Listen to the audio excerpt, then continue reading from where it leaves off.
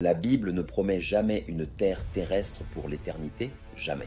La promesse d'une Canaan terrestre, un signe, non pas un objectif en soi.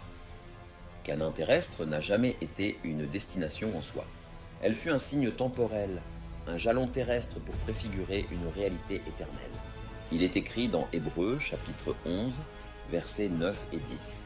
Par la foi, Abraham séjourna dans la terre promise, comme dans une terre étrangère, car il attendait la cité qui a de solides fondements, celle dont Dieu est l'architecte et le constructeur. Abraham a reçu la promesse dans Genèse chapitre 12, versets 1 à 3. La voici, l'Éternel dit à Abraham, « Va-t'en de ton pays, de ta patrie et de la maison de ton père, dans le pays que je te montrerai. Je ferai de toi une grande nation, et je te bénirai. Je rendrai ton nom grand, et tu seras une source de bénédiction. Je bénirai ceux qui te béniront, et je maudirai ceux qui te maudiront.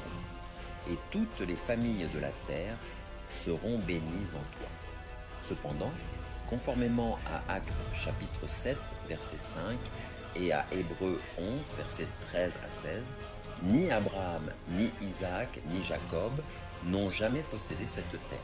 Ils n'y aspiraient même pas, car ils attendaient plutôt la Canaan céleste. Cela est expressément écrit dans 2 Pierre chapitre 3 au verset 13, dans Philippiens 3 au verset 20 et dans Galates 4 au verset 26. Lisons la Bible, mais nous attendons, selon sa promesse, de nouveaux cieux et une nouvelle terre où la justice habitera. 2 Pierre 3,13. Mais notre cité à nous est dans les cieux, d'où nous attendons aussi comme sauveur le Seigneur Jésus-Christ. Philippiens 3,20.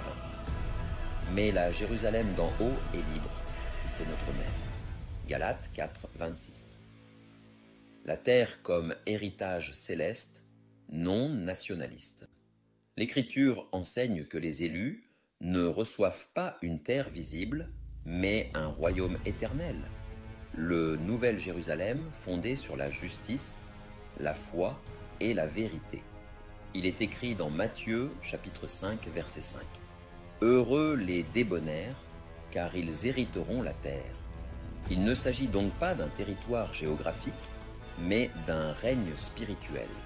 Romains chapitre 4 verset 13 déclare: Ce n'est pas par la loi que la promesse d'être héritier du monde a été faite à Abraham ou à sa postérité, mais par la justice de la foi. Et Galates 3, 29 révèle que si vous êtes à Christ, vous êtes la postérité d'Abraham, héritier selon la promesse.